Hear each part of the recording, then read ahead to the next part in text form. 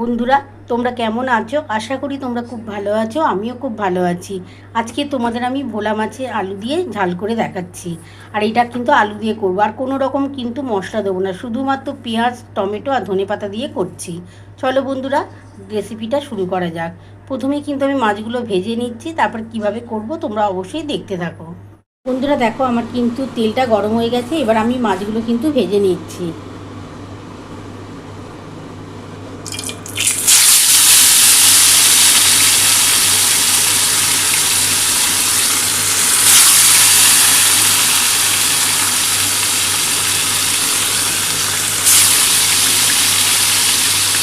আমি মাছগুলো ভেজে নিই বন্ধুরা, তারপর তোমাদের দেখাচ্ছি। বন্ধুরা দেখো, আমার কিন্তু মাছগুলো ভাজা হয়ে যাচ্ছে। দেখো, 3 পিস প্রথমে ভেজে নিলাম, আরও 3 পিস বাকি রয়েছে, সেটা ভেজে তুলে নেবো। দেখো বন্ধুরা, আমার কিন্তু 3 পিস ভাজা হয়ে গেছে, আমি এটা তুলে নিচ্ছি। আর দেখো বন্ধুরা, 3 পিস আর বাকি থাকবে, এইটা ভেজে তুলে নেবো। তারপরে কিন্তু কিভাবে করব তোমরা অবশ্যই দেখতে থাকো। দেখো, আমার কিন্তু 3 পিস ভাজা হয়ে গেছে, আমি কিন্তু একটা থালায় তুলে নিচ্ছি। আর যে 3 পিস বাকি থাকবে সেটা ভেজে আমি তুলে নেবো। বন্ধুরা দেখো, আমার কিন্তু 3 পিস ভাজা হয়ে গেছে, আমি তুলে নিয়েছি। আর দেখো বন্ধুরা, এই যে দেখো 3 পিস আরও ভাজছি, ভেজে তুলে নেবো। তারপরে কিন্তু আমি এটা কিন্তু আলু দিয়ে করছি। এটার মধ্যে কোনো রকম মশলা থাকবে না, শুধুমাত্র টমেটো থাকবে, পেঁয়াজ থাকবে, পেঁয়াজের পরিমাণটা একটু বেশি দেবো, আর ধনে পাতা থাকবে, আর নুন, হলুদ, ঝাল, লঙ্কার গুঁড়ো, কাঁচা লঙ্কা যা দেওয়ার সেটা দেবো। চলো বন্ধুরা, রেসিপিটা শুরু করা যাক। বন্ধুরা দেখো, আমি 3 পিস মাছ ভেজে তুলে নিয়েছি। আর এই 3 পিস মাছ ভাজা হলে আমি কিন্তু রেসিপিটা শুরু করব। আমার 1 পিস হয়ে গেছিলো বলে আমি কিন্তু উল্টে দিয়েছি। দেখো বন্ধুরা, এদিকে 3 পিস আছে, আর 3 পিস মাছ, পুরো মাছটা নিয়ে আমি তারপর রেসিপিটা শুরু করব। বন্ধুরা দেখো, আমার কিন্তু মাছটা 1 পিস হয়ে গেছিলো বলে উল্টে দিয়েছি। আর 3 পিস মাছটা আগেই ভেজে তুলে নিয়েছি। এটা তুলে নিয়ে তারপর কিন্তু আমি রেসিপিটা শুরু করছি।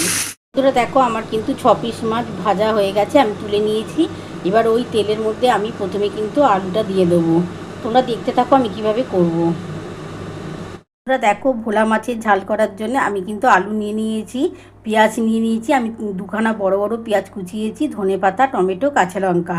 আর ভোলা মাছটা তো ভেজে নিয়েছি, তোমরা তো দেখেই নিয়েছো। এটা কিন্তু আলু দিয়ে ঝাল করছি, আর কোনো রকম মশলা দিচ্ছি না, শুধুমাত্র পেঁয়াজ থাকবে, ধনেপাতা, টমেটো, কাঁচা লঙ্কা। আর আমি পেঁয়াজ, টমেটো আর কাঁচা লঙ্কাটা বেটে নিচ্ছি। তোমরা দেখতে থাকো আমি কিভাবে করছি। বন্ধুরা দেখো, আমি কিন্তু পেঁয়াজ কিছুটা বেটে নিচ্ছি, আর কিছুটা কিন্তু আমি ভাজবো। 4টে কাঁচা লঙ্কা দিয়ে দিলাম, আর একটা টমেটো দিয়ে দিচ্ছি। এটা আমি প্রথমে বেটে নিচ্ছি। আর ধনেপাতা আর পেঁয়াজটা কিছুটা রেখে দিয়েছি, ওটা কিন্তু আলুর সাথে ভাজবো।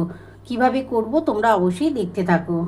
বন্ধুরা দেখো, ভোলা মাছের ঝাল করার জন্যে আমি পেঁয়াজ, টমেটো আর কাঁচা লঙ্কা বেটে নিয়েছি।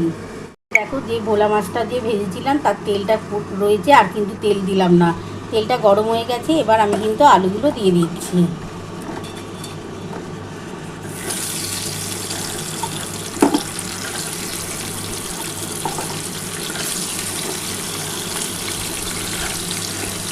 দারুণ লাগবে বন্ধুরা, এরকম আলু দিয়ে ভোলা মাছের ঝাল দারুণ খেতে লাগবে। আর এর মধ্যে কিন্তু কোনো রকম মশলা রইল না, এর মধ্যে থাকলো পেঁয়াজ, টমেটো, কাঁচা লঙ্কা, ধনেপাতা। এই আলুটার সাথে আমি খানিকটা পেঁয়াজ রেখে দিয়েছিলাম, এই পেঁয়াজটাও ভেজে নেব।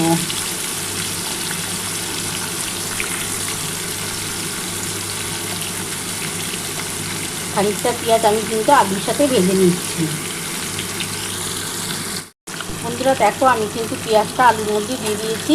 এই পেঁয়াজ আর আলুটা একটু হালকা করে ভাজা হয়ে গেলে আমি এর মধ্যে কিন্তু নুন দেবো, হলুদ দেবো, ঝাল লঙ্কার গুঁড়ো দেবো, আর সামান্য অল্প একটু চিনি দেবো। দিয়ে তারপরে এটা একটু নাড়াচাড়া করবো, করে আর যে মশলাটা বেটে রেখেছিলাম শুধুমাত্র পেঁয়াজ, কাঁচা লঙ্কা, টমেটো, সেটা দিয়ে দেবো। বন্ধুরা দেখো, আমি এবার এর মধ্যে হলুদ দিয়ে দিলাম। 1 চামচ হলুদ দিয়ে দিচ্ছি, 2 চামচের মতন নুন দিচ্ছি, 2 চামচ নুন দিয়ে দিলাম। তোমরা তোমাদের পরিমাণ মতন নুনটা দিও। 2 চামচ নুন দিয়ে দিলাম, আর 1 চামচ ঝাল লঙ্কার গুঁড়ো দিচ্ছি। 1 চামচের মতন ঝাল লঙ্কার গুঁড়ো দিয়ে দিলাম, কারণ আমি কাঁচা লঙ্কা, পেঁয়াজ আর টমেটো একসাথে বেটে রেখেছিলাম, তার জন্য কিন্তু 1 চামচের মতন ঝাল লঙ্কার গুঁড়ো দিলাম। এবার এটা ভালো করে একটু নাড়াচাড়া করে নিচ্ছি।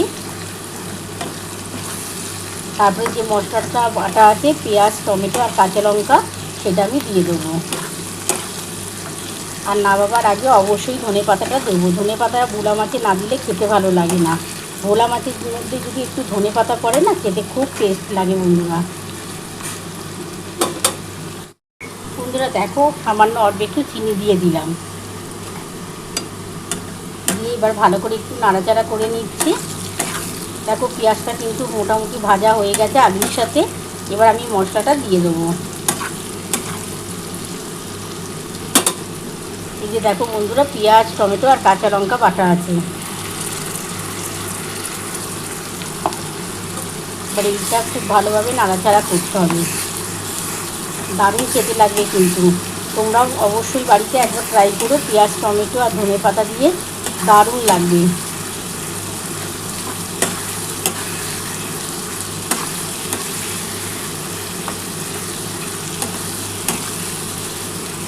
একটু ভালো করে কষানোর পর আমি কিন্তু ধনেপাতাটা দিয়ে দেবো।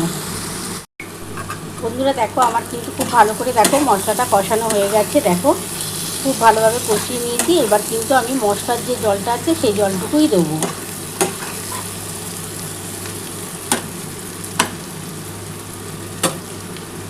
মশলার জলটুকু দিয়ে দিলাম।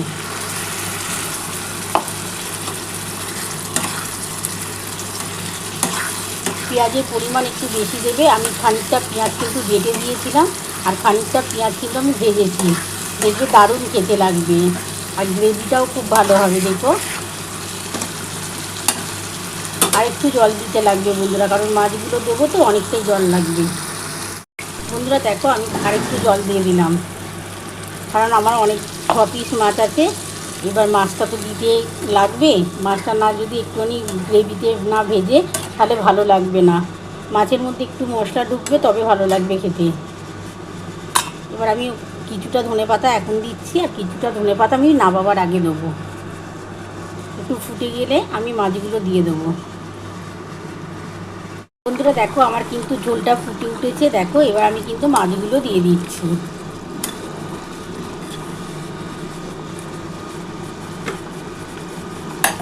এবার আমি মাছগুলো দিয়ে দিচ্ছি বন্ধুরা, দিয়ে একটু ওপর থেকে ধনেপাতা দিয়ে তারপর নামাবো। বন্ধুরা দেখো আমি ভোলা মাছগুলো কিন্তু দিয়ে দিয়েছি। এবার ওপর থেকে অল্প একটু ধনেপাতা রেখে দিয়েছিলাম আর কিছুটা ধনেপাতা তো আমি দেখেই নিয়েছো বন্ধুরা, আমি প্রথমে দিয়েছিলাম। এবার কিছুটা ধনেপাতা আমি ওপর থেকে দিয়ে দিচ্ছি। একটুখানি ফুটে গেলে আমি নামিয়ে নেবো।